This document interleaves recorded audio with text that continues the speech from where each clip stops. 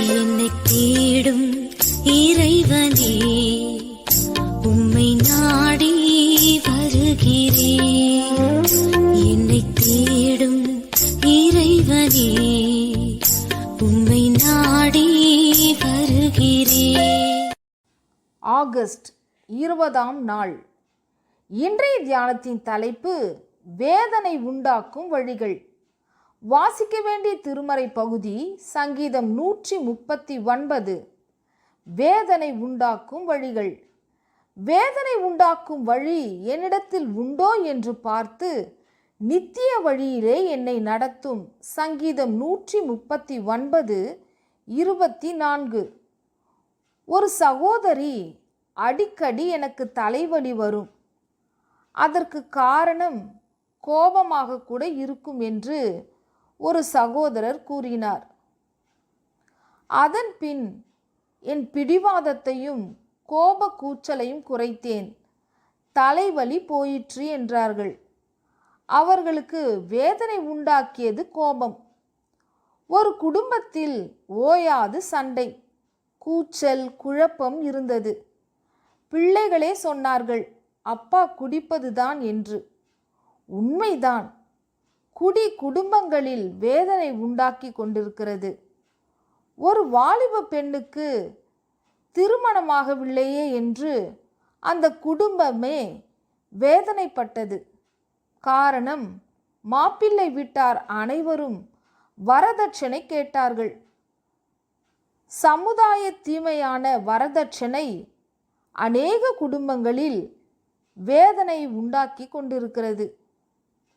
ஆதியாகமத்தில் அழகான உலகின் படைப்புடன் தொடங்கிய வரலாறு ஏதேன் தோட்டத்து செழுமையினாலும் முதல் தம்பதியினரின் இணைப்பாலும் ஆண்டவரின் அன்பான உறவாலும் மகிழ்ச்சி நிறைந்ததாய் இருந்தது.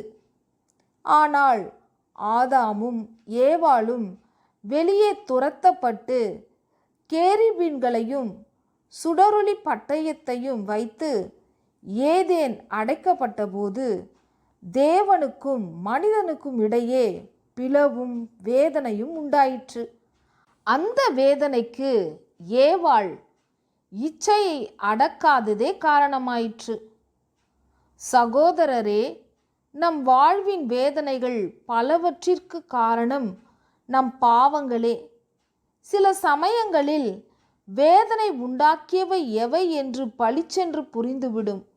சில சமயங்களில் மறைமுக பாவங்கள், சமுதாய பாவங்கள், சீர்கேடுகள் காரணமாயிருக்கக்கூடும்.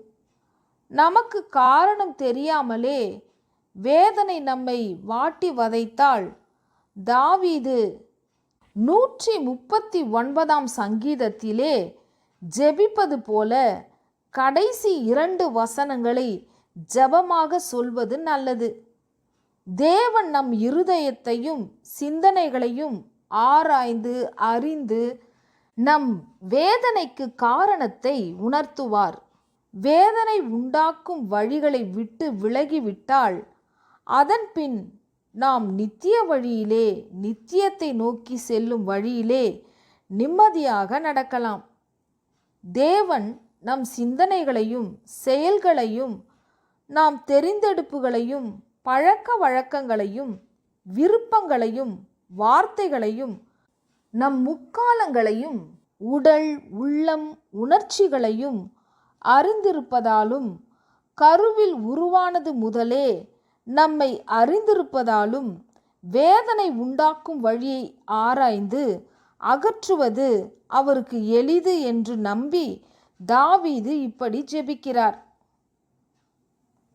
வேதனைகளை ஒழிப்பதில் மனிதனின் பங்கும் உண்டு, தேவனின் பங்கும் உண்டு. வேதனைகளை ஒழிப்பதில் மனிதனின் பங்கும் உண்டு, தேவனின் பங்கும் உண்டு. இறைவனே, இறைவனே, காரணம் நான் தானா? எனக்கு வந்த வேதனைக்கு காரணம் நான் தானா?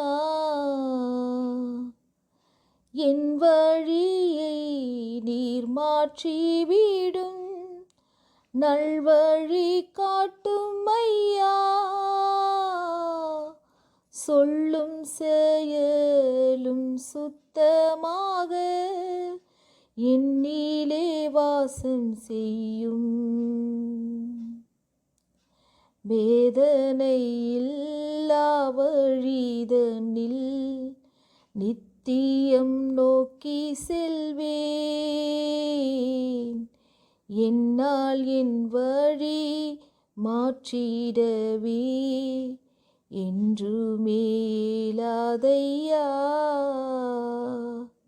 என்னால் என் வழி மாற்றிடவே என்றுமே இயலாதையா. இறைவனே இறைவனே, காரணம் நான் தானா?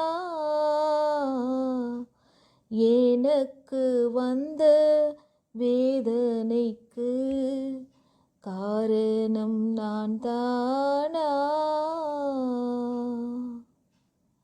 ஜெபம். தேவனே, நானே எனக்கு வேதனையாக இராதபடி காத்து கொள்ளும். ஆமேன்.